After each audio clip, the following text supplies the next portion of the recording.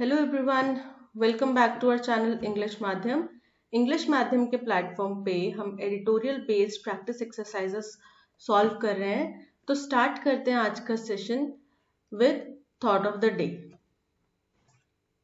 That is to achieve what nobody else has you must do what nobody else does. यानी कि वो हासिल करने के लिए, वो पाने के लिए जो किसी के पास भी नहीं है, आपको मेहनत भी वैसी ही करनी पड़ेगी जैसा कोई और नहीं करता। राइट? अभी आप एक कॉम्पिटेटिव एग्जाम की तैयारी कर रहे हैं। आप अगर सपोज करो आप इंग्लिश माध्यम से इंग्लिश पढ़ रहे हैं, तो आप ऊपर ऑब्जर्व करेंगे इंग्लिश माध्यम के चैनल इन्फो पे कि आपकी तरह बहुत ही लाखों में बच्चे हैं जो इंग्लिश माध्यम को फॉलो कर रहे हैं। तो लेकिन क्या लाखों के लाखों बच्चों का सिलेक्शन उस एग्जाम में होने वाला है? अगर आप कोई और प्लेटफॉर्म फॉलो कर रहे हैं, ठीक है, कोई भी XYZ प्लेटफॉर्म आप फॉलो कर रहे हैं, जीके के लिए कोई देख रहे हैं, आप यूट्यूब पे अगर कोई टीचर से पढ़ रहे हैं, तो आप देखेंगे कि उनके भी हजारों लाखों मिलियंस में फॉलोअर्स हैं। तो आपको उन मिलियन फॉलोअर्स से डिफरेंट क्या चीज बनाती है? अब एक तो ये भी है कि सारे के सारे एक ही एग्जाम की तैयारी नहीं कर रहे होंगे, ये तो फैक्ट है, ठीक है, लेकिन आपको उनसे डिफरेंट बनाने के लिए जो एग्जाम की आप तैयारी कर रहे हैं उसके भी तो कई सारे स्टूडेंट्स होंगे ना उनसे जुड़े हुए।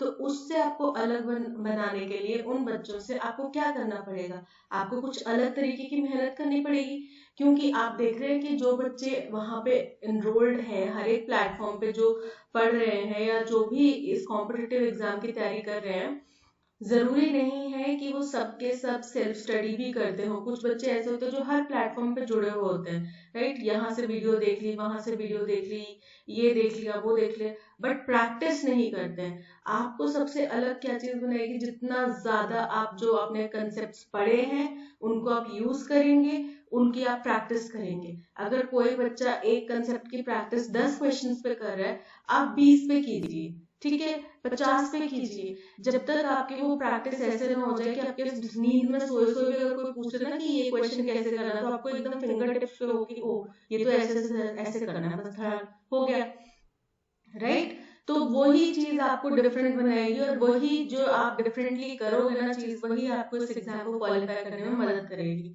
ठीक है, so all the very best. आप सभी बच्चे बहुत केपेबल हैं, सभी के अंदर बहुत पोटेंशियल है, ठीक है, अपने अपने लेवल पे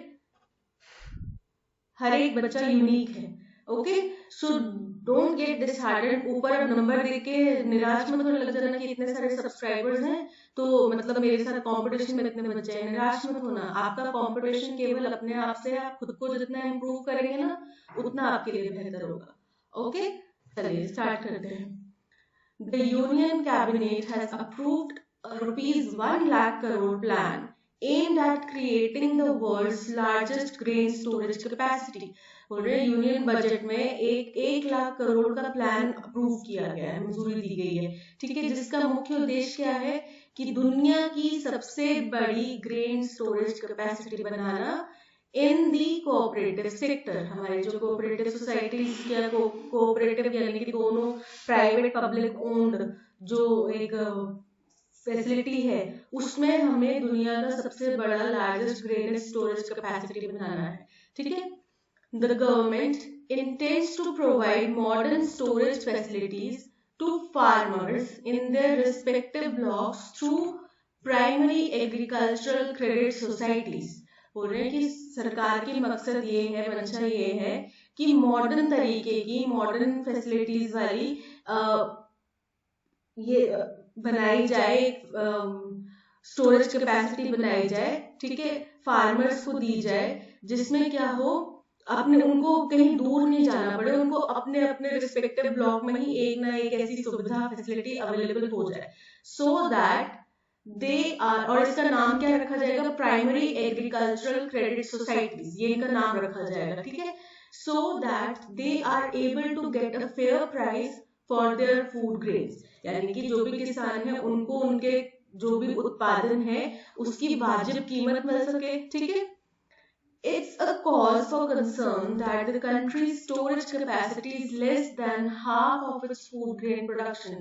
बोले ये बड़ा ही चिंता का विषय है कि हमारे देश में जितना ज्यादा फूड प्रोडक्शन होता है, केवल उसका आधा ही हमारे पास स्टोरेज कैपेसिटी है, यानी कि हम केवल आधा ही फूड जो है जो भी प्रोडक्ट यूज हो रहा है, सपोज करो चावल का आप सपोज करो 21 टन प्रोड्यूस हुआ, तो उसका केवल 7 टन या 14 टन, मतलब हम बहुत कम कैपेसिटी ही उसकी स्टोर कर पा रहे हैं। ठीक है, हम पूरी फुल कैपेसिटी पूरा का पूरा 21 टन को हम स्टोर नहीं कर पा रहे हैं। ओके, और ये बड़ी चिंताजनक बात है, क्योंकि अगर आप 21 टन स्टोर नहीं कर पा रहे हैं, दैट मीन्स या तो वो आप एक्सपोर्ट करें या फिर वेस्ट हो रहा है। ठीक है, अगर एक्सपोर्ट करें तो ठीक है, हमें इनकम आ रही है, बट अगर वो वेस्ट हो रहा है तो फिर वो बड़ा चिंताजनक विषय है, right? With granaries overflowing, a portion of the produce is exposed to pest attacks and inclement weather. अब देखो ये वही बात होगी ना, अगर तो एक्सपोर्ट करते तो कोई प्रॉब्लम नहीं थी, लेकिन हमारे जो ये ग्रेनरीज हैं जहाँ पे ये स्टोरेज किया जाता है, ये ओवरफ्लो हो रहे हैं। ठीक है, तो अभी ओवरफ्लो हो रहे हैं, यानी ज्यादा भर चुके हैं, तो इसकी वजह से क्या हुआ, जो सपोज करो यहाँ पे 50 बोरियां आनी थी, अब 70 बोरियां मेरा प्रोड्यूस हुआ है, तो मैं बाकी की 20 बोरियां कहाँ रखूंगी? वो आजू बाजू में बाहर कहीं पड़ी होंगी, राइट? तो बाहर पड़ी हुई बोरियां हैं, इनके ऊपर चूहे, इंसेक्ट्स, पेस्टिसाइड सब अटैक करेंगे। ठीक है, और दूसरा क्या होगा, खराब मौसम है, तेज धूप है, बारिश है पड़ रही है, इसके ऊपर आंधी चल रही है, सब इनके ऊपर पड़ रहा है, वो खराब हो जाएंगे। अब आप खुद देखो कि अगर आपने सीमेंट की एक बोरी भी अगर घर के बाहर कहीं रखी हो 15-20 दिन, तो वो जम जाता है और वो किसी काम का नहीं रह जाता, तो ये तो फिर अनाज है। ठीक है, तो ये क्या हो रहा है, इससे हमारा वेस्टेज, फूड का वेस्टेज बहुत ज्यादा हो रहा है। The center had told the Lok Sabha in December last year that post-harvest losses were in the range of 4 to 6% for cereals and 5 to 8% for pulses. बोल रहे हैं सरकार ने लोकसभा में पिछले दिसंबर में कहा था कि फसल के कटाई के बाद में, हार्वेस्ट के बाद में जो है नुकसान 4 से 6% होता है सीरियल्स के उस पे, और 5 से 8% होता है पल्सेस के कंसर्न में, यानी कि जहां बात सीरियल्स की आ जाए वहां पे 4 से 6% लॉस होता है, और जहां बात पल्सेस की आ जाए, दालों की आ जाए, वहां पे 5 से 8%। ठीक है, this is a criminal waste of grains in a country where millions go to sleep every night on an empty stomach. बोल रहे ये बड़ा ही आपराधिक वेस्ट करने का वेस्ट है ग्रेन का, यानी कि आपको एक तरीके से अपराधी मान रहे हैं अगर आप ये वेस्ट कर रहे हैं तो। क्यों? क्योंकि हमारे देश में जहाँ कई लाखों लोग रात को भरपेट खाना खाए बिना, यानी कि भूखे पेट सोना पड़ता है जिनको, वहां पे इस तरीके से अगर अनाज की वेस्ट हो रही है तो डेफिनेटली ये क्रिमिनल ऑफेंस है, राइट? क्यों? क्योंकि आप उन कई सारे हाथों से, कई सारे मुंहों से निवाला छीन कर उसको सड़ने गलने छोड़ सकते हैं, बट लोगों को आप नहीं दे सकते, है ना? तो एक ऑफेंस हो गया। It is also a huge disincentive to the farmers who toil hard to ensure the nation's food security. और ये उन फार्मर्स के लिए भी बड़ी असंतोष वाली बात है। डिसइंसेंटिव मतलब असंतोष वाली बात है, जो इतनी कठिन परिस्थितियों में काम करते हैं, धूप छांव सर्दी गर्मी, इसमें पसीना खून पसीना एक करके, मिट्टी अपना पसीना मिट्टी करके अपने खून पसीने से उन्हें ये फसलें सींची होती हैं, और अगर इनको सड़ने दिया जाए, इस तरीके से खराब होने दिया जाए, तो ये बड़ी ही चिंताजनक बात है, राइट? उनको भी निराशा होती है कि देखो हमने इतनी मेहनत से बनाया था, इतनी मेहनत से हमने खेती बाड़ी करी, है ना?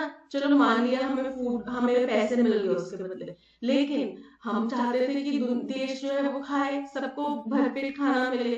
लेकिन अगर हमारे देश में हमारी इतनी मेहनत करने के बाद भी अनाज वेस्ट हो रहा है बजाय कि भूखे लोगों के पेट में जाने के, तो ये तो बड़ी निराशाजनक बात है, right? Inadequate and unscientific storage not only damages food grains but also makes farmer resort to distress sale of their produce. बोल रहे हैं कि जो ये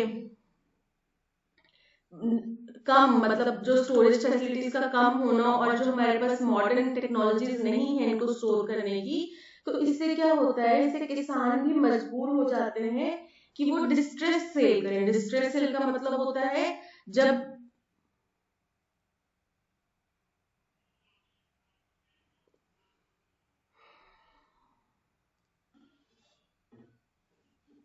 जब आप किसी चीज को जल्द से जल्द बेचने के चक्कर में चाहे तो उसको कम दाम में भी बेच देते हैं। होता है ना, जैसे आप कई बार देखते हैं कि कोई आप व्यक्ति है वो अपने बच्चों के पास में यूएस में जाके सेटल होने वाले हैं, तो अब उनको उनका वीजा वगैरह लग चुका है और उनको जाना है जल्द से जल्द, तो वो सोचते हैं कि यार मैं घर का क्या करूंगा, बच्चे तो वहां सेटल हो चुके हैं तो मैं इसको बेच देता हूँ। बट वो, क्योंकि उनके पास टाइम कम है, उनको जल्द से जल्द बेचने की लगी हुई है कि हमें जल्द से जल्द बेचना है, तो वो क्या करते हैं उसको चाहे आने पौने दामों में बेच जाते हैं। मतलब कि जो अगर उसकी कीमत 45 लाख के अराउंड है तो वो 15 लाख 25 लाख 20 लाख इसमें बेच देंगे, क्योंकि उनको चाहिए कि चलो छुटकारा मिले इस चीज से, हम आगे जाएं, निकले इस परिस्थिति से बाहर। तो वही बात है कि फार्मर्स को भी आधे पौने दामों में अपने प्रोड्यूस को बेचने पे मजबूर होना पड़ जाता है, क्योंकि उनके पास तो स्टोरेज फैसिलिटी है नहीं। ठीक है, उनके वो तो अपने घर में तो रखने नहीं वाले, जो भी टन्स में क्विंटल्स में जो भी उनका उपज होती है उसको घर में तो रखने नहीं वाले।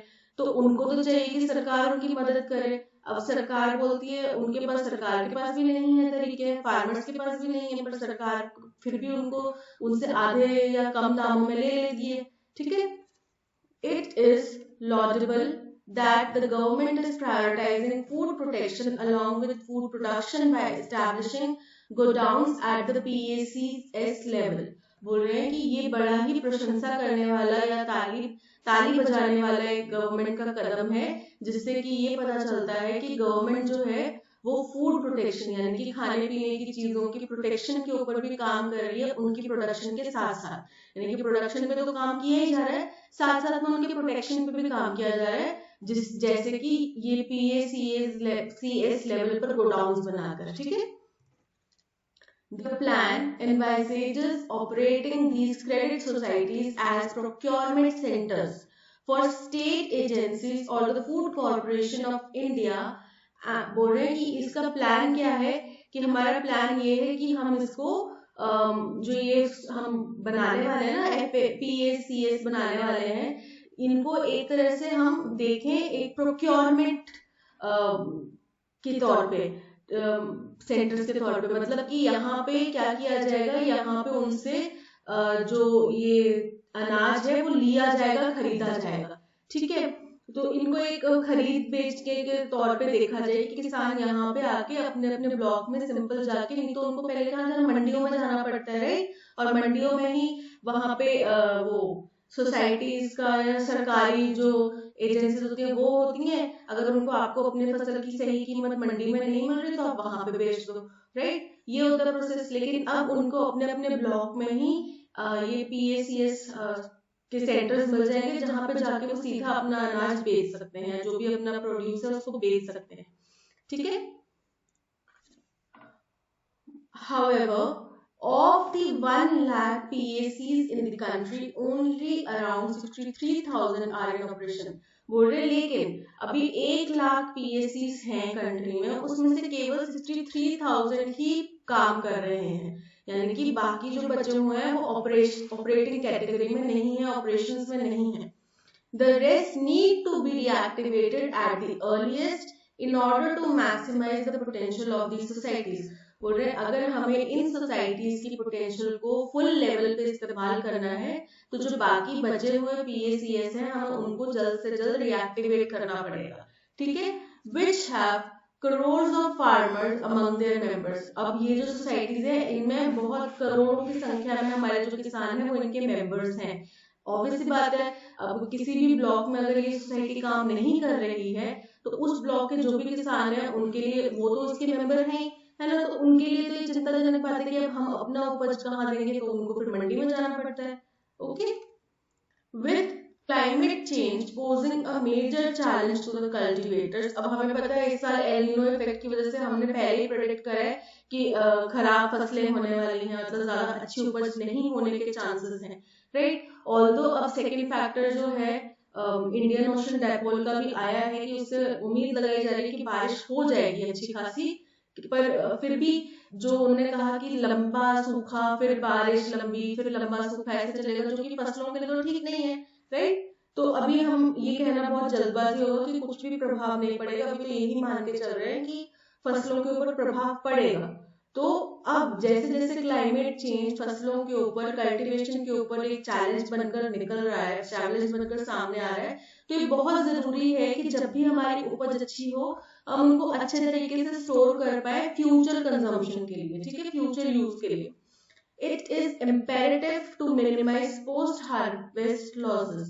तो ये बड़ा ही जरूरी, बड़ा ही नेसेसरी स्टेप बन जाता है कि पोस्ट हार्वेस्ट लॉसेस जो है उनको कम से कम किया जाए। अभी 4 से 6% भी बहुत ज्यादा है हमारे लिए, ठीक है, हम इसको भी अफोर्ड नहीं कर सकते हैं। पहली बात तो हमारे देश की आधी जनसंख्या जो है, काफी ज्यादा पॉपुलेशन जो है भूखे पेट सो रही है, ठीक है। अगर हमें उनको ही कंज्यूम करवाना हो ये सारा प्रोड्यूस, मतलब उनको ही अच्छे से कंज्यूम करवाना, तो ये सारा प्रोड्यूस आई थिंक यूटिलाइज हो जाएगा। तो उस टाइम पे जो 4 से 6% का वेस्टेज आ रहा है, ये हमारे लिए एक सरप्लस के तौर पर काम आ सकता है, right. By improving storage facilities quantitatively as well as qualitatively, तो हमें स्टोरेज फैसिलिटीज की क्वांटिटी भी बढ़ानी है, यानी कि संख्या भी बढ़ानी है, और उनकी क्वालिटी भी बढ़ानी है, यानी कि उनमें नए साइंटिफिक अप्रोच वाले नए उपचार या उपकरण रखने की जरूरत है, जिससे कि फसल खराब ना हो और लंबे ड्यूरेशन तक चल सके। Saving every grain must become the credo in view of the variations in crop production and productivity. चाहे अनाज का एक दाना भी है, हमें उसको भी बनाना, ये हमारा मंत्र होना चाहिए, हमारी फिलॉसफी होनी चाहिए, इस बात को ध्यान में रखते हुए कि क्रॉप प्रोडक्शन और प्रोडक्टिविटी जो है वो बहुत ही वेरिएबल है इंडिया में, ठीक है। इंडिया में क्या, हर देश में वेरिएबल है, कह फिक्स नहीं कह सकता कि इस साल इतना, हर साल इतना ही प्रोड्यूस होगा ही होगा, ठीक है। तो ये सारा हमारे को पता है कि हमारा तो सारा एग्रीकल्चर डिपेंड ही मॉनसून के ऊपर करता है, राइट। तो मॉनसून में वेरिएशन आएगा तो हमारी फसलों में वेरिएशन आएगा, ऑब्वियस सी बात है ना। तो इसी चीज को ध्यान में रखते हुए हमें हर एक गेहूं के, अनाज के दाने को बचाने की जो कोशिश है, वो हमारा एक मोटो होना चाहिए, मंत्र होना चाहिए, फिलॉसफी होनी चाहिए, ठीक है। Triggered by heat waves and other extreme weather events that are likely to increase in intensity and frequency in the years to come. बोल रहे, और ये जो वेरिएशन है क्रॉप्स में किसकी वजह से होगा, ये होगा हीट वेव्स की वजह से, या फिर एक्सट्रीम वेदर इवेंट्स जो होने वाले, जैसे एल नीनो है, एक्सट्रीम वेदर इवेंट है, ठीक है, 10-12 साल में, 15 साल में एक बार होता है, राइट। तो इस तरीके के जो इफेक्ट्स है, इनसे हमारे वेरिएशंस आएंगे, और जो कि आने वाले सालों में और ज्यादा बढ़ने वाले हैं, आने वाले सालों में इनकी फ्रीक्वेंसी ज्यादा हो जाएगी, ठीक है। तो हमें इस हिसाब से अपने, जो मैंने वही बोला ना कि एक एक दाना भी हमें बचा के रखना है, ताकि फ्यूचर के लिए हम उसको इस्तेमाल कर सके। तो ये था सारा का सारा पैसेज। अब चलते हैं अपने क्वेश्चंस की तरफ। फर्स्ट क्वेश्चन देखते हैं। फर्स्ट क्वेश्चन कह रहा है कि what can be inferred from the passage regarding the key issue that the Union Cabinet's plan aims to address। बोल रहे हैं ये जो यूनियन कैबिनेट ने ये प्लान बनाया है, इसका मुख्य उद्देश्य क्या है, ये कौन सी समस्या से डील करने वाले हैं। तो ये समस्या क्या है कि पोस्ट हार्वेस्ट जो हमारे लॉसेस होते हैं, फसलों में लॉसेस होते हैं, उनको बचाया जाए, उनको कम किया जाए, और मॉडर्न फैसिलिटीज और ज्यादा क्वांटिटी में और ज्यादा फैसिलिटीज बनाया जाए, जिनमें मॉडर्न टेक्नोलॉजीज यूज की जाए, ताकि एक भी दाना वेस्ट ना हो पाए, ठीक है। ये है उनका उद्देश्य। देखते हैं pest control in Indian agriculture, की इंडियन एग्रीकल्चर में पेस्ट कंट्रोल की कितना ज्यादा महत्वपूर्ण है और कितनी हमें उसकी जरूरत है। तो हमने पेस्ट कंट्रोल के बारे में बात नहीं करी है, right. Providing modern storage facilities to decrease post harvest losses, ठीक है। हमारा पूरा पैसेज जो है वो स्टोरेज फैसिलिटीज और हार्वेस्ट, पोस्ट हार्वेस्ट लॉसेस, इनके ऊपर निर्भर कर रहा है। सारा का सारा पैसेज इन्हीं चीजों के ऊपर, इन्हीं बातों के ऊपर हो रहा है। तो ऑप्शन बी करेक्ट है। Encouraging farmers to produce more food grains. अब फार्मर तो जितना हो सकता है उतना खून पसीना एक करके जितना पॉसिबल है उतना कर रहे हैं प्रोड्यूस, ठीक है। आधी चीजें डिपेंड करती है मॉनसून पे, और अगर उनका अच्छा प्रोड्यूस हो रहा है, कभी मान लो होता है अच्छा प्रोड्यूस, तो उसको आप अच्छी कीमत नहीं देंगे और अच्छे से उसको स्टोर नहीं करेंगे, तो बेचारे फार्मर्स क्या करेंगे, वो तो अपनी तरफ से हर संभव प्रयास कर रहे हैं, राइट। तो ये गलत हो जाता है। Decreasing serial and pulses prices in market, की मार्केट में सीरियल और पल्सेस के प्राइसेस ही कम कर दो, तो प्राइसेस कम, अगर हमारे पास इनफ अमाउंट में चीजें हैं तो प्राइसेस ऑलरेडी अपने आप ही ऑटोमेटिकली कम होने लग जाएंगे, राइट। तो ये तो कोई पॉइंट नहीं बना, यहाँ पे हमने इसके बारे में चर्चा नहीं करी, उनके प्राइसेस के ऊपर, उनके वेस्टेज के ऊपर चर्चा करी है। तो option B is correct. Which of the following best summarizes the primary problem highlighted in the passage? Passage में हाईलाइट की जाने वाली जो मुख्य प्रॉब्लम है उनको कौन सी फॉलोइंग स्टेटमेंट से समराइज किया जा सकता है? The government is spending too much money on grain storage की, गवर्नमेंट टू मच, टू मतलब बहुत ज्यादा, जरूरत से भी ज्यादा, तो कह रहे हैं कि सरकार जो है जरूरत से ज्यादा पैसा ग्रेन स्टोरेज के ऊपर खर्च कर रही है, जो कि बिल्कुल गलत है। बल्कि उनका तो कहना है कि हमें और ज्यादा खर्च करना चाहिए, और जो इन्होंने ये प्लान बनाया है, जो प्राइमरी सेकंड है, primary agricultural credit societies are failing to provide sufficient support to farmers.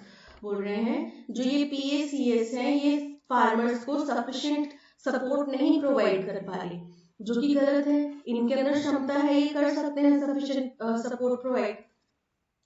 The countries storage capacity for food grain is significantly less than its production। बोल रहे हैं जो देश की स्टोरेज कैपेसिटी है फूड ग्रेन्स की, वो हमारे देश में जितनी प्रोडक्शन होती है फूड ग्रेन्स की उससे कम है, जो कि बिल्कुल सही है। Leading to post harvest losses, जिसकी वजह से पोस्ट हार्वेस्ट लॉसेस होते हैं, ये भी बिल्कुल सही है बात, है ना। Farmers are disincentivized from growing grains due to low market prices।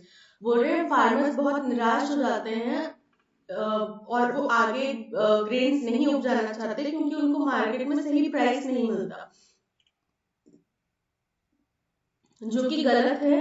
यहाँ पे हमने इसके बारे में डिस्कशन नहीं किया है, यहाँ पे हमने केवल फार्मर्स को एक ही चीज से डिसइंसेंटिवाइज होते हुए देखा है, वो है कि उनका जो प्रोड्यूस है वो इस तरीके से वेस्ट होता है उससे, ठीक है, वो उनके लिए निराशाजनक होता है। So option C is correct.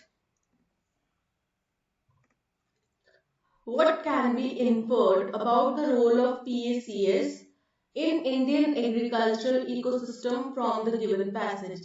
PACS का क्या रोल है? PACS का रोल है कि वो मल्टीपर्पज यूटिलिटी के तौर पे बनकर उभर कर सामने आए, जहां पे किसानों से फसल भी ऑब्टेन की जाए, ली जाए, उनको उसकी कीमत भी सही दामों पर दी जाए, उसके बाद उनके खाद्य पदार्थ जो भी उन्होंने उपज की है उसको अच्छे से स्टोर किया जाए, एक स्टोरेज फैसिलिटी के तौर पे वो बनकर सामने है, ठीक है। तो उनको तीनों चारों काम करने हैं, चलिए देखते हैं।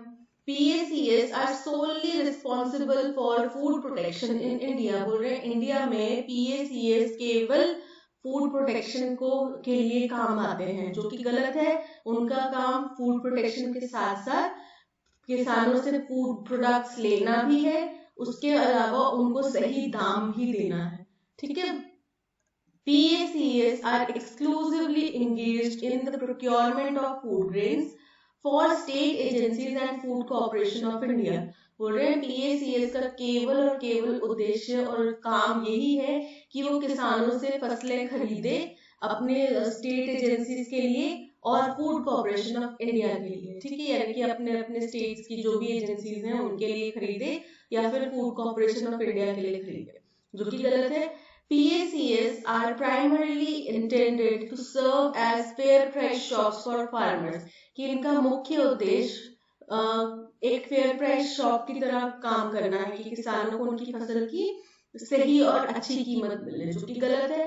PACS are multi-purpose entities serving as procurement centers, fair price shops and storage facilities for food grain। बिल्कुल सही, क्योंकि ये तीनों ही काम मिलकर PAC का एक्चुअल पर्पस है, तो वो यहाँ पे मेंशन किया गया ऑप्शन डी में।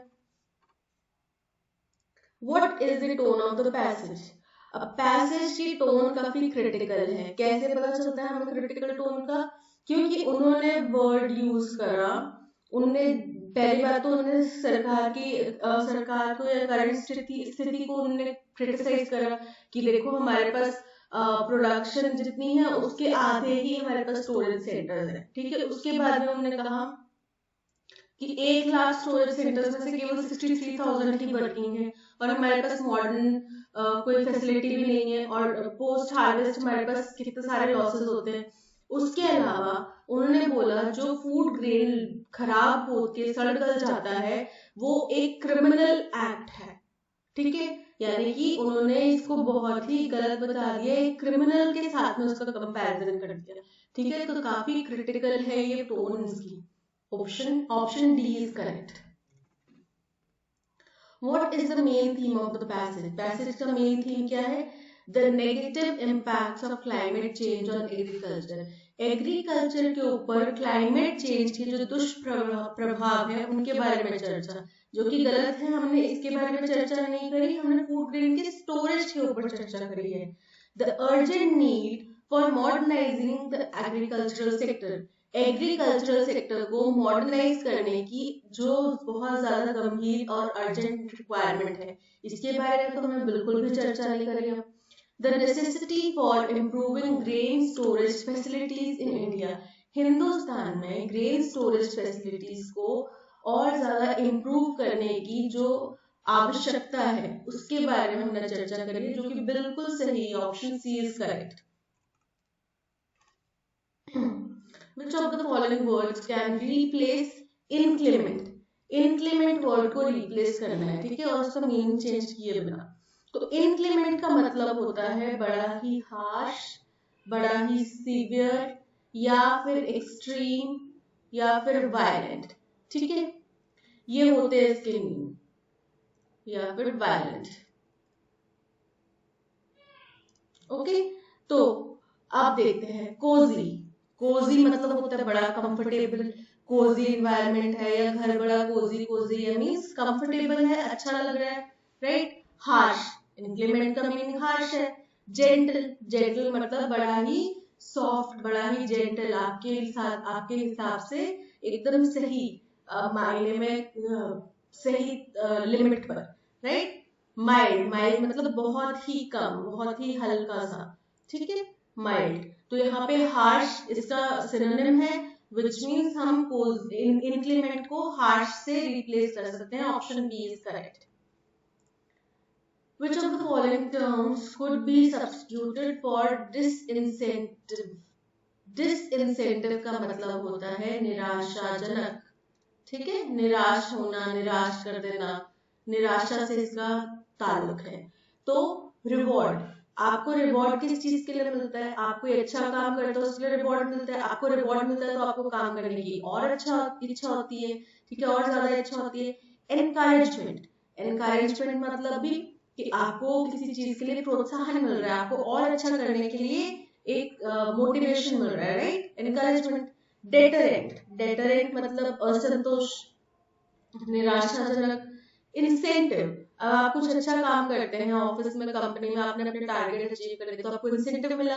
इंसेंटिव मिलने से क्या हुआ? आपको और एनकरेजमेंट आया कि आप और अच्छा मेहनत करें और अच्छा काम करें, राइट। तो ये सारे रिवॉर्ड, एनकरेजमेंट, इंसेंटिव, ये सारे पॉजिटिव एस्पेक्ट्स हैं, जबकि डिसइंसेंटिव जो है ये एक नेगेटिव एस्पेक्ट है, जो कि डेटरेंट, डेटरेंट भी एक नेगेटिव एस्पेक्ट है, जिसका मतलब होता है असंतोष या फिर discouragement.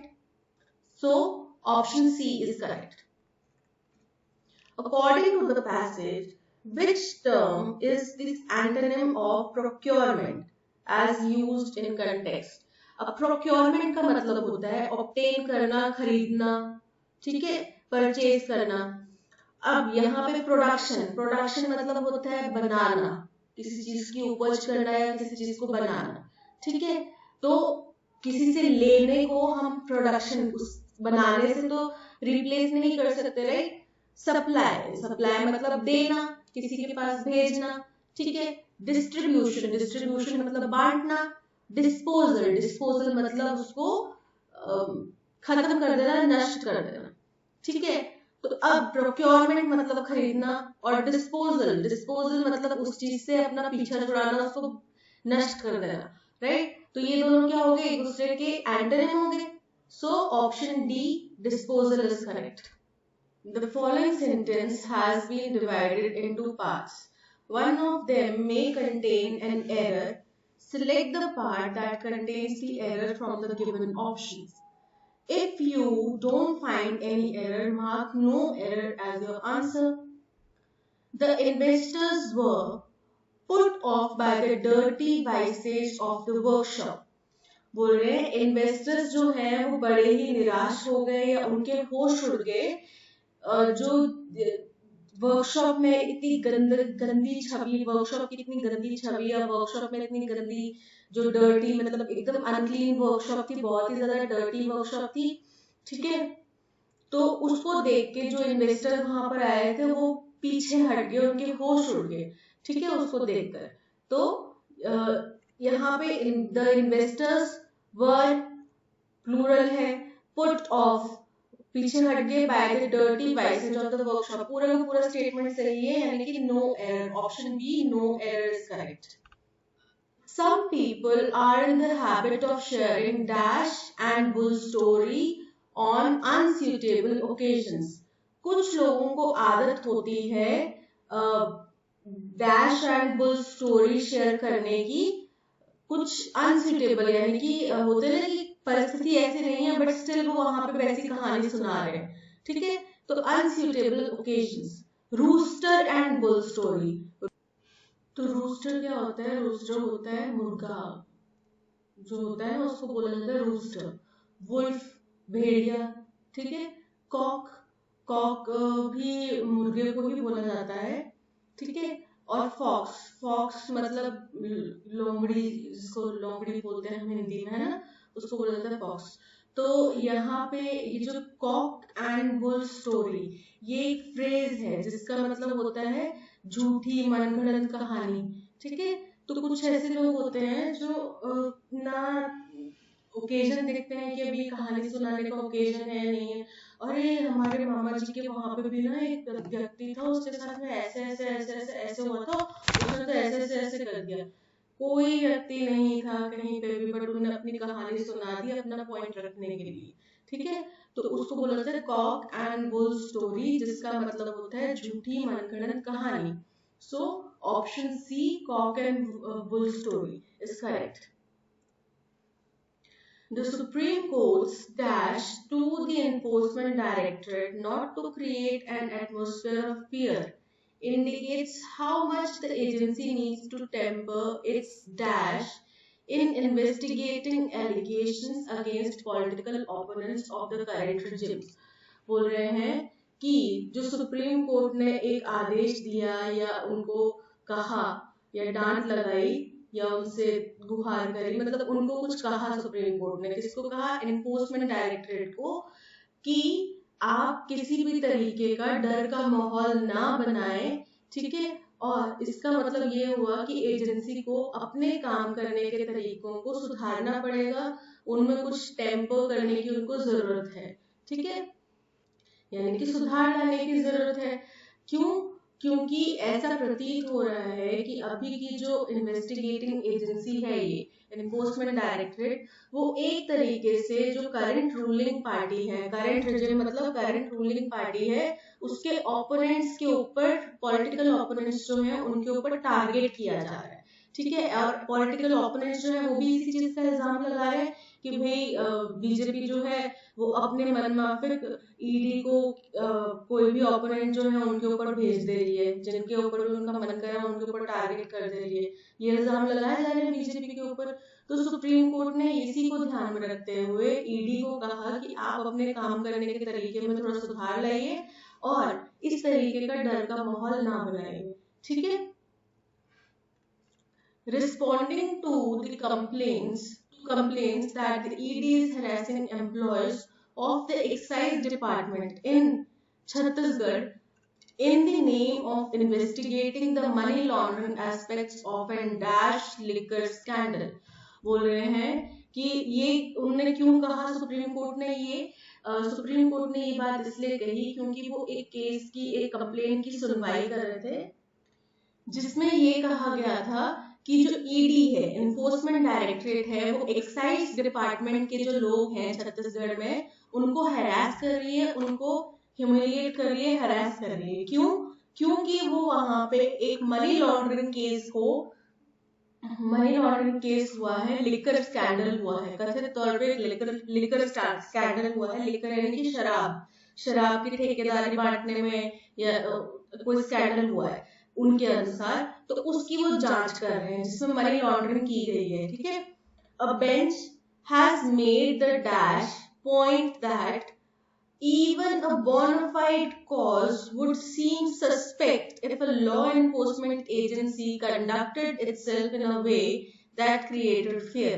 बोल रहे हैं कि जो ये सुप्रीम कोर्ट की बेंच थी, इन्होंने अपना बात एकदम क्लियर कर दी कि अगर सचमुच में भी मनी लॉन्ड्रिंग हुई होगी ना, सचमुच में वहां पे अगर केस बन रहा होगा, उसको भी शक की नजर से देखा जाएगा, क्योंकि अगर ईडी इस तरीके से कार्य कर रही है और डर का माहौल एक पैदा कर रही है, तो इसका मतलब सीधा यही, मतलब अगर आप सच में भी एक केस इन्वेस्टिगेट करें तो उसका तरीका होता है, राइट? आप डॉक्यूमेंट्स लेकर आइए, अरेस्ट करना है तो अरेस्ट के डॉक्यूमेंट्स लेकर आइए। आपको इनफैक्ट उस टाइम पे कई सारे लोग हैं जो ट्रिगर करने की कोशिश करेंगे, आपको ट्रिगर नहीं होना है, आपको शांति से अपना काम करना है। तो अगर आप डर का माहौल बना के ये काम कर रहे हैं, तो आपके ऊपर, चाहे आप असल केस की असल इन्वेस्टिगेशन कर रहे हो, फिर भी सवाल खड़े कर दिए जाएंगे कि नहीं जी, आप तो पॉलिटिकल इन्फ्लुएंस में कर रहे हैं, आप तो किसी पर्टिकुलर पर्सन को फायदा पहुंचाने के लिए और किसी पर्टिकुलर पर्सन को टारगेट करने के लिए काम कर रहे हैं।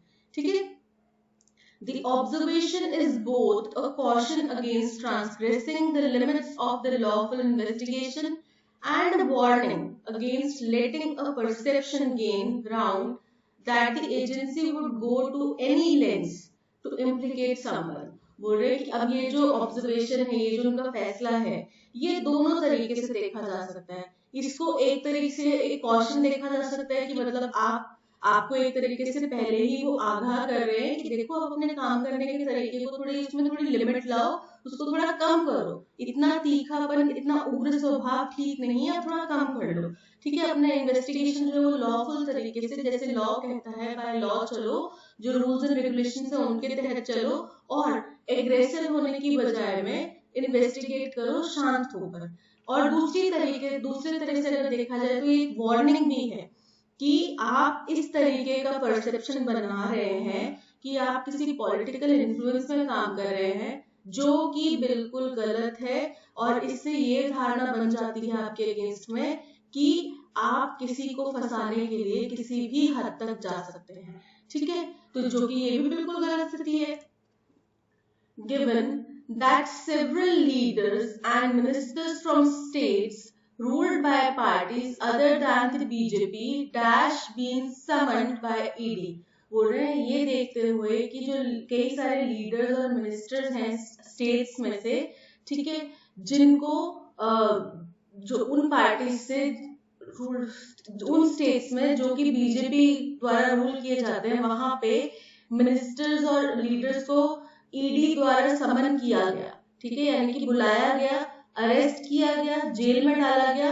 Not many will be surprised at the charges leveled on behalf of the Chhattisgarh government that the agency is running amok and that its officers were threatening state officers। तो इसमें ये बड़ी सरप्राइजिंग बात नहीं हुई कि अगर छत्तीसगढ़ सरकार ने उनके ऊपर केस दायर कर दिया कि भाई ये लोग तो पागल हो गए, एकदम खुले बेलगाम घोड़े की तरह इधर उधर भाग रहे हैं, और इनके जो ऑफिसर्स हैं वो हमारे स्टेट ऑफिसर्स को धमकियां दे रहे हैं, धमका रहे हैं, परेशान कर रहे हैं, in an alleged bid to implicate the state chief minister Bhupesh Baghel. और बोल रहे ये सब क्यों किया जा रहा है? ये सब इसलिए किया जा रहा है कि स्टेट के, छत्तीसगढ़ के चीफ मिनिस्टर जो है भूपेश बाघेल, उनको फंसाने की साजिशें की जा रही है, उनको फंसाने की कोशिश की जा रही है। ठीक है, ये उनका कहना है। चलिए चलते हैं सबसे पहले बात के ऊपर। Supreme Court's dash to the Enforcement Directorate. अब सुप्रीम कोर्ट ने क्या कहा, सुप्रीम कोर्ट ने या तो हुक्म दिया या फिर उनको कहा या फिर उनको अपील करी, उनसे गुहार लगाई, ठीक है, किसी तरीके से उन्होंने उनको बात कुछ कही, ठीक है, कहने की बात आई है यहाँ पे। तो देखो एस्केलेशन, एस्केलेशन मतलब किसी चीज में वृद्धि कर देना, इसको आगे बढ़ा देना। एक्सहॉर्टेशन, एक्सहॉर्टेशन का मतलब होता है अपील करना, ठीक है, अर्ज करना। कन्फ्रंटेशन, कन्फ्रंटेशन मतलब होता है सामना करना, और फल्मिनेशन मतलब होता है निंदा करना। तो डेफिनेट सी बात है, सुप्रीम कोर्ट ने ना एस्केलेशन किया इन्फोर्समेंट डायरेक्टरेट को, ना उन्होंने कन्फ्रंटेशन किया उनको, ठीक है, ना उन्होंने फल्मिनेशन किया, ठीक है। यहाँ पे उन्होंने क्या किया, यहाँ पे उन्होंने एक्सहॉर्टेशन करा। एक्सहॉर्टेशन मतलब उन्होंने अपील करा एनफोर्समेंट डायरेक्टरेट को कि आप अपने काम करने के तरीके में सुधार लाइए, इस तरीके से आप काम मत कीजिए कि लोगों में डर का माहौल बना रहे, ठीक है। So option B, exhortation is correct.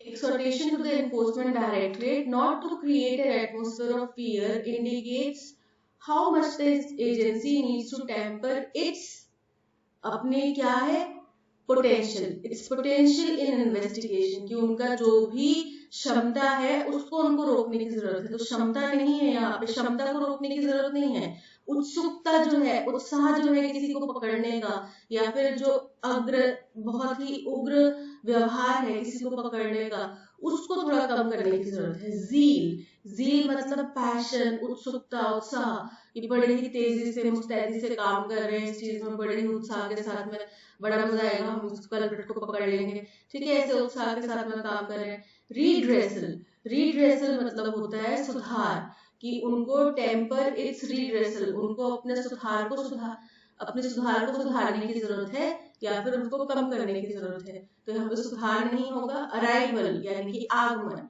तो अपने आगमन को भी उनको कम करने की जरूरत नहीं है, अपनी जील को कम करने की जरूरत है, ठीक है। Responding to complaints that the ED is harassing employees of the excise department in Chhattisgarh in the name of investigating the money laundering aspects of a dash liquor scandal। अब किस तरीके का लिकर स्कैंडल है, concluded, concluded मतलब समाप्त हो चुका है, इसका फैसला आ चुका है, तो ऐसा नहीं है, इसके ऊपर तो इन्वेस्टिगेशन चालू है। एलिजेड, एलिजेड मतलब कथित लिकर स्कैंडल जो है, तो कथित बिल्कुल सही, इनके अभी तक साबित नहीं हुआ है, उन्होंने ऐसा कहा है कि वहां पे लिकर स्कैंडल हुआ है, उसी की जांच जारी है कि हुआ है या नहीं हुआ है। अगर ये साबित होगा कि हुआ है तो उसके बाद फर्दर इन्वेस्टिगेशन होगी, कौन कौन शामिल थे, क्या हुआ था, क्या नहीं हुआ था, ठीक है। एडवांस्ड, एडवांस मतलब होता है विकसित, आगे प्रोग्रेस हो चुका, ठीक है, तो यहाँ पे एडवांस भी नहीं है। कंसर्न, कंसर्न मतलब संबंधित, तो यहाँ पे संबंधित भी नहीं है, यहाँ पे है एलिजेड, जो कि कथित तौर पे एक लिकर स्कैंडल हुआ है, उसके अंदर मनी लॉन्ड्रिंग के एस्पेक्ट्स को ये इन्वेस्टिगेट कर रहे हैं। Option B, alleged is correct. Responding to the complaints that the ED is harassing employees of the excise department in Chhattisgarh in the name of investigating the money laundering aspect of an alleged liquor scandal, a bench has made the dash point। अब किस तरीके का point बनाया उन्होंने, transparent, transparent मतलब पारदर्शी, तो मतलब कुछ बिल्कुल उसमें साफ साफ क्लियर पॉइंट बना दिया उन्होंने। तो क्लियर पॉइंट पॉसिबिलिटी है, बट यहाँ पे क्लियर पॉइंट नहीं है, ठीक है।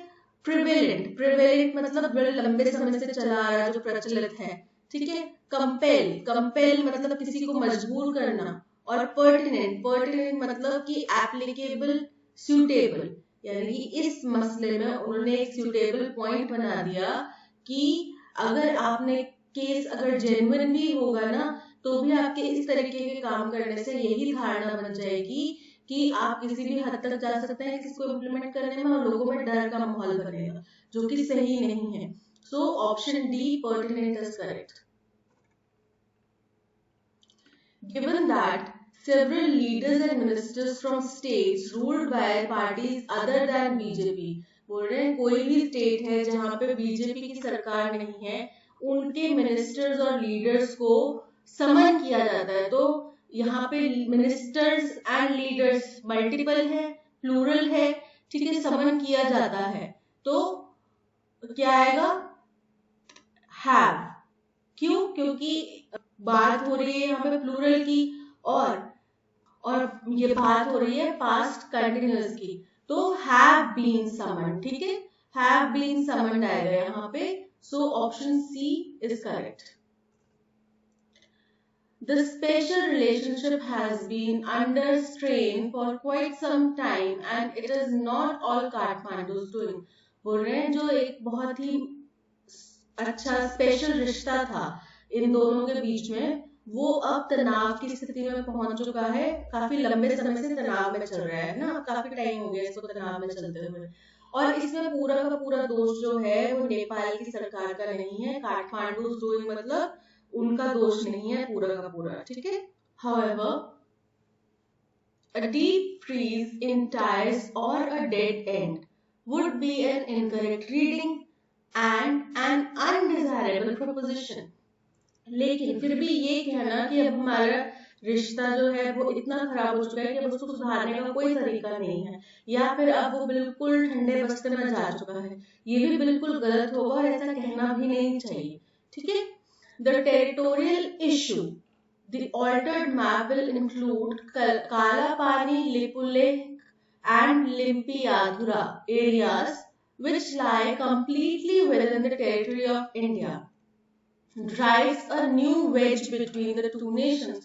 बोल रहे हैं ये जो क्षेत्र का और टेरिटरी का इशू है, जिसमें कि जो अब नया मैप है उसमें कालापानी, लिपुलेख और लिम्पियाधुरा एरिया जो है, जो कि अभी इंडिया के अंतर्गत आते हैं, ठीक है, ये सब इसमें इंक्लूड किए जाएंगे, तो इससे अब दोनों देशों के बीच में और दीवार खड़ी हो गई है और दरार आ गई।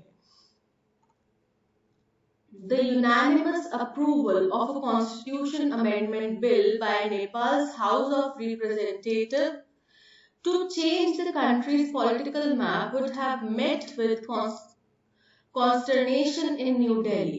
बोल रहे हैं जो एक सुर में एक मत के साथ में एक कॉन्स्टिट्यूशन अमेंडमेंट बिल पास हुआ, जिसमें कहाँ पे? नेपाल के हाउस ऑफ रिप्रेजेंटेटिव्स में, जहाँ पे कंट्री का जो पॉलिटिकल मैप है उसको चेंज करने की बात कही गई, जो कि नई दिल्ली यानी कि भारत के लिए बड़ा ही एक चिंताजनक, सर पीटने वाला मसला खड़ा हो गया है, ठीक है। Allowing it to take a collision course and to spiral into crisis is a setback for diplomacy। बोल रहे हैं अब अगर हम इसे और गंभीर और मतलब एकदम द्वंद्व की स्थिति में आने देते हैं कि आमने सामने हो जाए दोनों और घूम फिर कर हम एक क्राइसिस की स्थिति में पहुंच जाए, तो ये दोनों देशों की डिप्लोमेसी के लिए एक बड़ा सेटबैक होगा, बड़ा ही गंभीर मसला होगा। तो देखो यहाँ पे आज स्टेटमेंट जो है जिसमें कहा गया है कि यूनानिमसली एक कॉन्स्टिट्यूशन अमेंडमेंट बिल पास हुआ, कहाँ पे? नेपाल के हाउस ऑफ रिप्रेजेंटेटिव्स में, जहाँ पे उनके कंट्री के मैप को चेंज करने की बात कहेगी, जो कि हिंदुस्तान को भी इफेक्ट कर रहा है, हिंदुस्तान भी उससे परेशान है। ये हमारी ओपनिंग स्टेटमेंट हो जाती है। क्यों? क्योंकि यहाँ पे एक शुरुआत की गई कि कुछ मैप में चेंज किया गया है नेपाल के, जिसकी वजह से हिंदुस्तान और नेपाल के बीच में कुछ प्रॉब्लम चलने लग पड़ी है, ठीक है। सेकंड स्टेटमेंट हो जाएगा हमारा क्यों कि अब इसमें इशू क्या है, वो अपने मैप में चेंज कर रहे, तो उसमें हमें क्या मसला है? तो हमें मसला ये है कि ये जो कंसर्न है वो है टेरिटोरियल इशू, जिसमें क्या हुआ, अब उनका जो मैप है उसमें कालापानी, लिपुलेख और लिम्पियन एरियाज को इंक्लूड किया जाएगा, जो कि इस वक्त हिंदुस्तान के क्षेत्रीय अधिकार क्षेत्र के अंदर में आते हैं, जिसकी वजह से दोनों देशों के बीच में और तनाव बढ़ गया है और स्थिति गंभीर हो गई है, ठीक है। ये हमारा हो गया सेकंड स्टेटमेंट। अब बोला कि अगर हम इसके ऊपर कोलिजन यानी कि टकराव करते हैं, ठीक है, तो और फिर इसको अगर हम एक क्राइसिस तक ले जाने देते हैं, मतलब और अगर तनाव बढ़ता है, टकराव बढ़ता है, तो ये दोनों देशों की डिप्लोमेसी के लिए एक बहुत बड़ी हार होगी, ठीक है। कैसे होगी हार? दोनों देशों के बीच में एक स्पेशल रिलेशन है जो अभी पिछले काफी टाइम से तनाव में चल रहा है। लेकिन इसमें केवल काठमांडू का यानी कि नेपाल का हाथ नहीं है, यानी कि भारत की तरफ से भी कुछ गलत फैसले या गलत गलत कदम उठाए गए हैं, या फिर अगर कोई गलत फहमियां खड़ी हुई हैं तो भारत ने भी उनको सुलझाने की कोशिश नहीं की। ठीक है, हाउएवर, लेकिन ये कहना बड़ा गलत होगा कि अब हमारे रिश्ते बिल्कुल खत्म हो चुके हैं, हम एक डेड एंड पे पहुंच चुके हैं, इससे आगे कुछ रास्ता नहीं है, हो नहीं सकता। ये बहुत गलत बात होगी और ऐसा करना भी नहीं चाहिए। हमें फिर भी प्रयास करना चाहिए दोनों देशों के बीच में रिश्ते सुधारने की। ठीक है, तो हमारा अरेंजमेंट बन रहा है R2S&P। तो देखो R से दो ऑप्शन स्टार्ट हो रहे हैं, A और D, तो B और C को तो हटा देते हैं। RS, RQ, हमें RS तो चाहिए नहीं, तो RQSP option D is correct. The fact that he has picked India among the potential entrants to show that New Delhi, with its ever-growing clout in the global arena, बोल रहे हैं कि ये जो पॉइंट है, ये जो तथ्य है कि इंडिया को उन्होंने चुना पोटेंशियल एंट्रेंस, यानी कि अब जो संभावित इसमें और दावेदार है, नए दावेदार हैं, उसके तौर पे इंडिया को चुना, ये दिखाता है कि नई दिल्ली यानी कि भारत का जो एवर ग्रोइंग क्लाउड, क्लाउड मतलब दबदबा, यानी कि जो हमारा अब लगातार बढ़ता हुआ दबदबा है ग्लोबल एरिना में, दुनिया की नजरों में, has a key role to play in the post pandemic world order, यानी कि दुनिया का अब जो पोस्ट पेंडेमिक के जो हालात हैं उसमें हम लोग एक प्रमुख भागीदारी निभा रहे हैं, प्रमुख रोल प्ले कर रहे हैं, with China resorting to muscle flexing along the line of actual control. The US sees India as natural ally. बोल रहे हैं क्योंकि अब चाइना जो है वो बड़ा ही मसल फ्लेक्सिंग तरीका अपना रहा है लाइन ऑफ एक्चुअल कंट्रोल के इर्द गिर्द, यानी कि मसल फ्लेक्सिंग यानी कि कठोर, बड़ा ही कठोर रवैया रुख अपना रहा है लाइन ऑफ एक्चुअल कंट्रोल के लिए। तो यूएस जो है इंडिया को अपना एलाई के तौर पे देखता है, नेचुरल एलाई, मतलब आपको पता है यूएस और चाइना में नहीं बनती, यूएस और रशिया में नहीं बनती, तो अगर यूएस कभी भी इंडिया के अगेंस्ट होएगा तो केवल रशिया की वजह से होएगा कि रशिया का और इंडिया और रशिया की बहुत अच्छी दोस्ती है। ठीक है, जैसा कि हमें पता है कि हमने अभी भी जो रशिया के ऊपर सैंक्शंस लगाए गए उनके साथ नहीं दिया, राइट। तो क्या है कि यूएस इस वजह से इंडिया से नाराज है, बट ये बात हो रही है कोरोना टाइम की इमीडिएट बात की। तो उस टाइम पे जो G7 मेंबर्स हैं उसमें कुछ नए मेंबर्स की एंट्री की बात कही गई थी, जिसमें UK, France, Germany, Italy, Canada, sorry, जिसमें अभी जो मेंबर्स है वो है UK, France, Germany, Italy, Canada and Japan. ठीक है, ये उसके मेंबर्स है। उसमें और कुछ नए देशों को शामिल करने की बात कही गई थी, तो उसमें इंडिया का भी नाम था। ठीक है, तो इसके बारे में बोला जा रहा है कि जब इंडिया चाइना के बीच में संबंध खराब है, चाइना और यूके के यूएस के बीच में संबंध खराब है, तो अब इंडिया क्या हो गया, उनको ऑटोमेटिक बोलते हैं दुश्मन का दुश्मन दोस्त होता है, तो वैसे अब इंडिया उनका ऑटोमेटिक एलाय बन गया है, नेचुरल एलाय है उनके लिए। But India can't expect long-term gains if it is included in this committee of nations solely for the purpose of isolating China. बोले लेकिन इंडिया लंबे समय में इससे फायदा उठाने की बात नहीं सोच सकता अगर ये देश इंडिया को केवल इसीलिए शामिल कर रहे हैं ताकि वो चाइना को अलग थलग कर सके। ठीक है, यानी कि अगर वो चालाकी दिखाते हुए इंडिया को शामिल करने का उनका मेन पर्पस यही है कि चाइना जो है वो अलग थलग पड़ जाए, तो इससे इंडिया को भी लंबी रन में फायदा नहीं होने वाला, क्योंकि उनका तो जब अपना मकसद पूरा हो जाएगा तब वो इंडिया को भी निकाल फेंकेंगे, राइट। तो इसीलिए हमें क्या करना होगा, हमें पहले सबसे पहले अपना इंटरेस्ट देखना होगा कि हमारे देश का भला किसमें है। ठीक है, new Delhi should watch its own interest first and insist on mutually beneficial as well as sustainable engagement. तो इसका मतलब कि भारत को सबसे पहले अपना हित देखना चाहिए, ठीक है, और इसके बाद में उनको दोनों तरफ से द्विपक्षीय बेनिफिशियल, यानी कि आपके लिए भी फायदेमंद हो, हमारे लिए भी फायदेमंद हो, ऐसी इंगेजमेंट, ऐसी सस्टेनेबल इंगेजमेंट की तरफ कदम उठाना चाहिए। ठीक है, It is vital for India to be recognized as a significant force not only by the US but also by the other G7 members.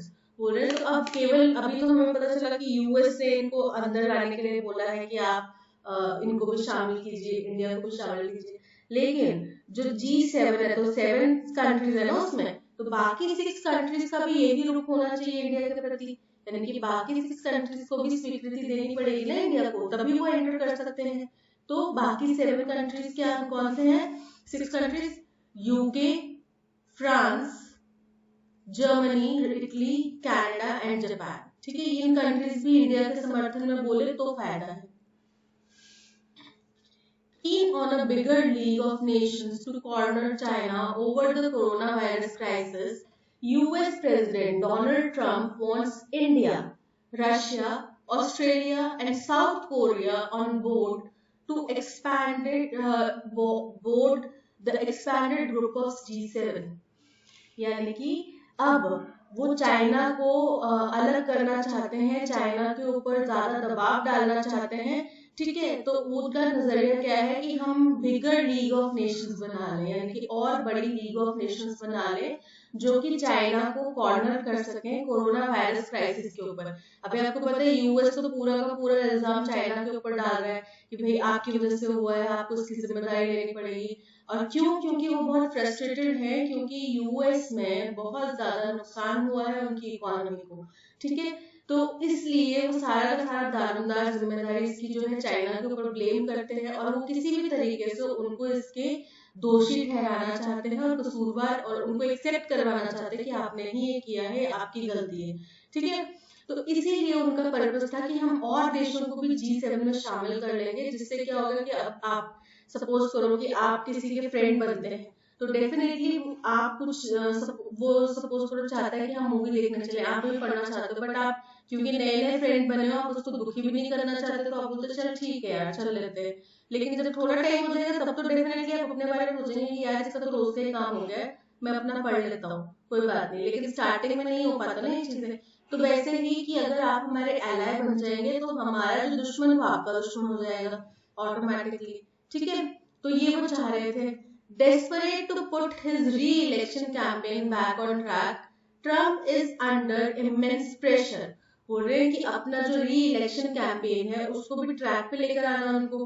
ठीक है, वहां पे दोबारा इलेक्शन होने थे, जिसके बाद हमें पता है कि जो बाइडेन बन चुके हैं, विक्टोरियस आ चुके हैं, लेकिन उस दौरान की बात है। तो उस टाइम पे ये अपने इलेक्शन कैंपेन को वापस ट्रैक पर, पटरी पर लेकर आना चाहते थे, जिसकी वजह से ट्रम्प के ऊपर बहुत ज्यादा प्रेशर था, domestically as well as internationally. यानी कि केवल उनके ऊपर यूएस से प्रेशर नहीं था, बाकी देशों से भी प्रेशर था to turn the screw on China for its alleged mishandling of the pandemic that has ravaged America. कि वो सारा का सारा जो ठीक रहा है, सारा का सारा इल्जाम जो है चाइना के ऊपर फोड़ दें।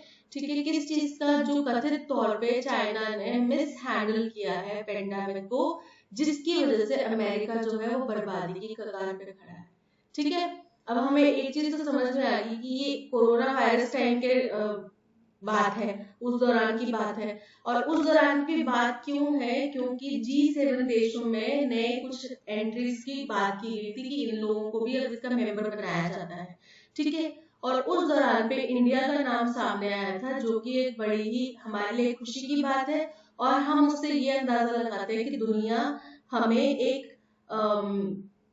लीडर के तौर पे देख रही है, हमें अब एक अपनी इकोनॉमीज में, दुनिया की इकोनॉमीज में एक उभरता हुआ देश देख रही है, जिसके बिना कोई भी मीटिंग, कोई भी लीग अधूरी है।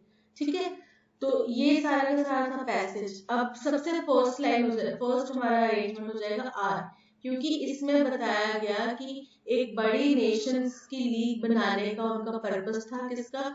यूएस प्रेसिडेंट जो बाइडेन का। और उसमें कौन कौन शामिल है? India, Russia, Australia, south Korea, जिसकी वजह से G7 का जो इनिशियल ग्रुप है ये और बड़ा हो जाएगा। और इसका मुख्य उद्देश्य इनका ये करने का क्यों था? क्योंकि वो चाइना को कॉर्नर करना चाहते थे। अब चाइना को क्यों कॉर्नर करना चाहते थे? 2 कारण थे उनके। सबसे पहला तो कि वो अपने री इलेक्शन कैंपेन को वापस पटरी पे लेकर आना चाहते थे। ठीक है, दूसरा उसका मुख्य कारण ये था कि उनके ऊपर इंटरनेशनल और डोमेस्टिक दोनों तरह का प्रेशर था, जिसपे वो लोग कह रहे थे कि आप सारा का सारा इल्जाम जो है वो चाइना के ऊपर डालिए, क्योंकि उन्होंने पेंडेमिक को मिस हैंडल किया है। कि वो चाहते तो पेंडेमिक कभी भी चाइना से बाहर नहीं जा सकता था, बट उन्होंने मिस हैंडल किया है चीजों को, जिसकी वजह से अमेरिकन इकोनॉमी जो है वो तहस नहस हो गई है। सो यानी कि सेकेंड जो है वो एस स्टेटमेंट है।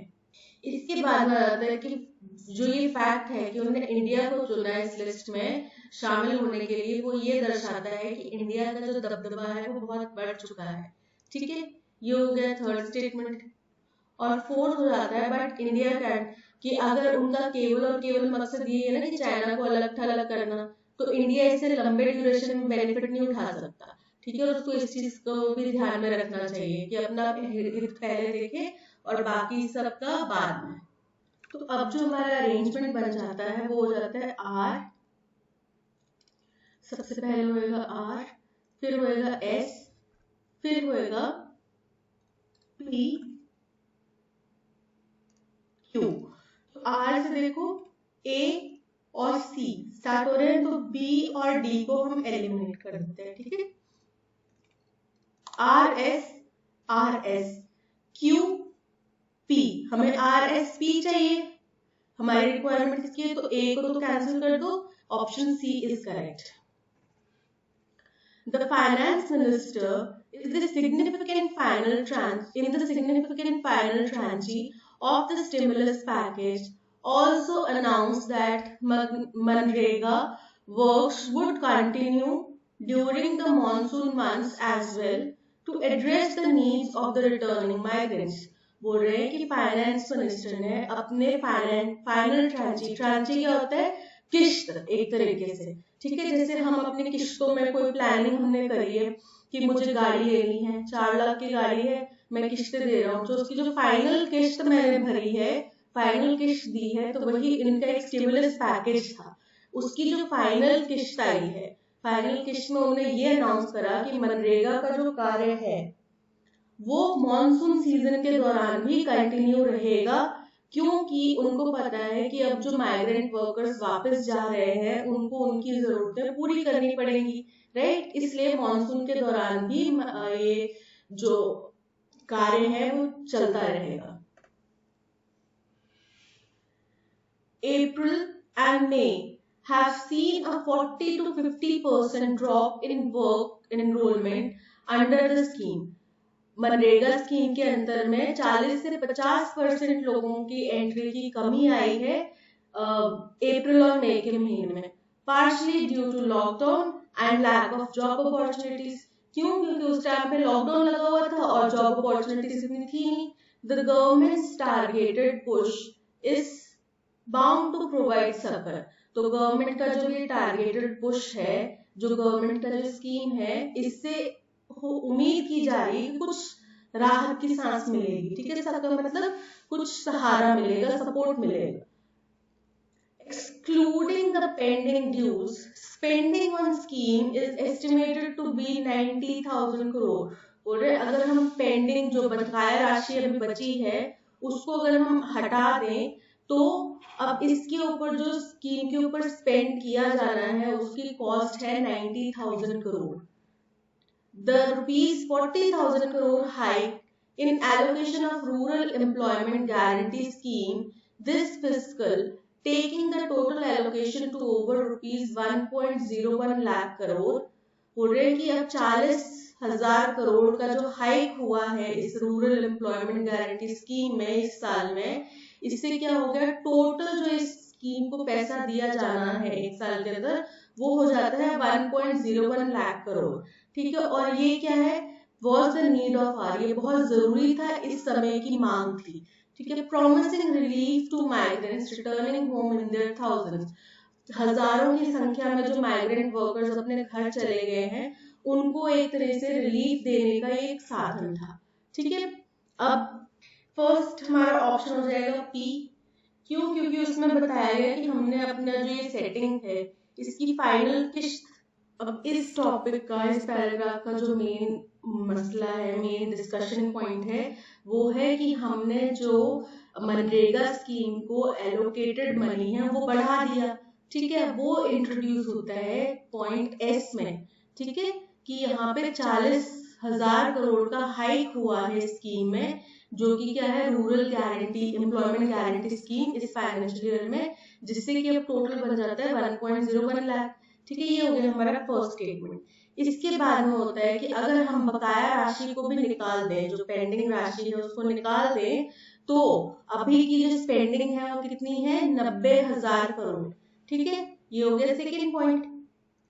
थर्ड पॉइंट हमारा जाता है पी, फाइनेंस मिनिस्टर ने जो फाइनल किस्त है स्टिमुलस पैकेज की, उसमें ये भी अनाउंस किया कि मनरेगा का कार्य जो है वो मानसून के दौरान चालू रहेगा, ठीक है। ये हो गया थर्ड। और क्यों कहा ये चीज, क्योंकि अप्रैल और मई के महीने में 40 से 50% का ड्रॉप आया, और उस दौरान हो सकता है ज्यादा पॉसिबिलिटी इसलिए क्योंकि लोग घर चले गए थे, जॉब अपॉर्चुनिटीज नहीं थी, लॉकडाउन लगा हुआ था। तो सरकार का ये जो कदम है, ये एक तौर पे एक तरह से सपोर्ट हो रहा है, एक तरह से उनकी मदद करने का एक प्रयास है, ठीक है। तो हमारा अरेंजमेंट बनता है SRPQ। एस से 3 स्टार्ट है, बी को तो एलिमिनेट कर दो। SRPQ, option A is correct.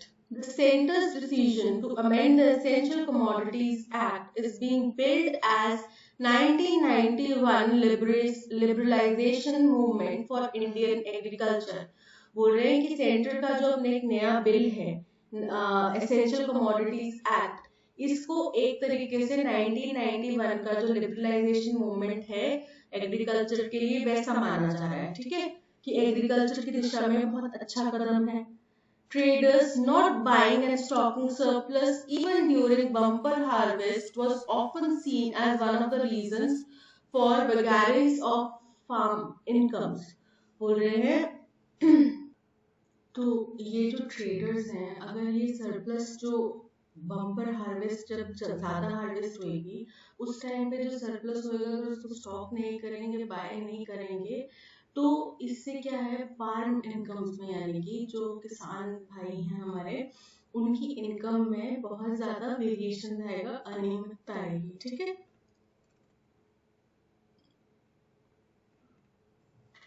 It will allow processors, millers, exporters and traders to hold as much stock of these commodities as they want to।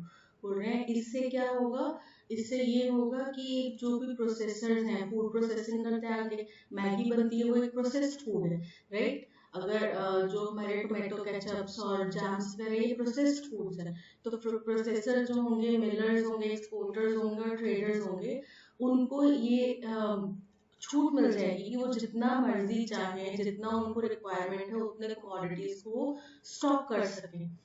There is a rider that a stock limit can be clamped under exceptional circumstances such as national calamities। पर ये केवल एक चीज नहीं है, इसके साथ में एक राइडर भी है। राइडर मतलब होता है कि एक तो मुख्य बात आपने की, लेकिन उसके बाद में जो किंतु परंतु होता है ना, वो किंतु परंतु जो है वो राइडर है कि ठीक है, इस पॉलिसी से आपको ये चीजें तो करने मिलेंगी, लेकिन आप नेशनल कुछ एक्सेप्शनल सर्कमस्टांसेस में इस स्टॉक के ऊपर लिमिट भी लगाई जा सकती है। जैसे अभी तो बोला कि स्टॉक जितना मर्जी आप स्टॉक करना चाहो कर लो, जितनी आपकी क्षमता है, जितना आप करना चाहते हैं उतना स्टॉक कर लीजिए, लेकिन एक एक्सेप्शनल केस भी लगाया जा सकता है, जैसे कि अगर नेशनल कैलामिटी हो जाती है, यानी कि उत्पादन में कमी आ जाती है, या कहीं पे सूखा पड़ जाता है, कहीं पे भारी बारिश की वजह से फसलें खराब हो जाती हैं, बाढ़ की वजह से फसलें खराब हो जाती हैं, तो उस समय के लिए, उस टाइम पीरियड के लिए स्टॉक के ऊपर लिमिट लगा दी जाएगी, ठीक है। The marketing reform announced by the finance minister as a part of third tranche of the stimulus package। अब स्टिमुलस पैकेज की तीसरी किस्त के तौर पे एक मार्केटिंग रिफॉर्म अनाउंस की गई हमारे फाइनेंस मिनिस्टर द्वारा, जिसका aims to deregulate cereals, edible oil, oil seeds, pulses, onion and potato, जिसमें हम जो एक नियम लगाया गया है ना कि सीरियल्स, हम इससे ज्यादा सीरियल्स नहीं स्टोर कर सकते, स्टॉक नहीं कर सकते, एडिबल ऑयल हो गया, ऑयल सीड हो गया, पल्सेस हो गया, अनियन और पोटैटो हो गया, उसको डीरेगुलेट कर दिया, यानी कि उनके ऊपर से जो नियम की लिमिट्स है वो हटा दी गई। ठीक है।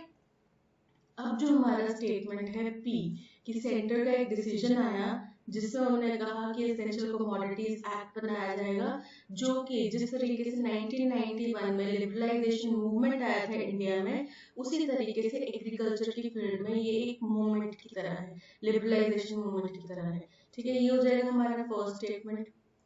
अब इस एक्ट का पर्पस क्या है? इस एक्ट का पर्पस है, ये एक मार्केटिंग रिफॉर्म है जो कि हमारे फाइनेंस मिनिस्टर ने तीसरी किश्त के तौर पे, स्टिमुलस पैकेज की तीसरी किश्त के तौर पे अनाउंस की है, जिसका मुख्य उद्देश्य है सीरियल्स, एडिबल ऑयल्स, इन सब चीजों को डीरेगुलेट करना, यानी कि इनके ऊपर से जो लिमिटेशंस है वो हटाना। ठीक है, ये हो गया सेकेंड पॉइंट हमारा। थर्ड पॉइंट हो जा रहा है आर, कि ये हमें अलाउ करता है हमारे प्रोसेसर्स को जितना मर्जी चाहे वो कमोडिटीज को, अपने प्रोडक्ट्स को स्टॉक कर सकते हैं। लेकिन इसके साथ में एक राइडर भी है। राइडर क्या है कि कुछ एक्सेप्शनल केसेस में इस स्टॉक के ऊपर लिमिट लगाई जा सकती है, यानी कि अभी तो लिमिट नहीं है बट कुछ एक्सेप्शनल केसेस में लगाई जा सकती है। तो ट्रेडर्स, क्योंकि अभी ज्यादा, क्योंकि आपको पता है जमाखोरी और इन सब चीजों के ऊपर रोक लगी है, तो आप क्या करेंगे, ट्रेडर्स के ऊपर रोक लगाई हुई है, तो वो ज्यादा तादाद में जब पैदावार होती है उस टाइम पे भी वो अपनी लिमिट जो उनको बोला है कि आप इतना ही स्टॉक कर सकते हैं, उससे ज्यादा नहीं करते वो स्टॉक। तो उससे क्या होता है, हमारे किसानों की, अब मेरे पास पहले पिछले साल 6 क्विंटल अनाज हुआ था, इस साल मेरे पास 7 क्विंटल हुआ है, तो मेरे पास 3 से 4% एक्स्ट्रा, मतलब 3 से 4 क्विंटल एक्स्ट्रा अनाज हुआ है। बट जो पहले मेरे से जो भी ट्रेडर लेते थे वो 2 क्विंटल लेते थे, अब मेरे पास 1 क्विंटल एक्स्ट्रा है, पर वो लेने से मना कर रहे हैं क्योंकि उनको सरकार से परमिशन नहीं है।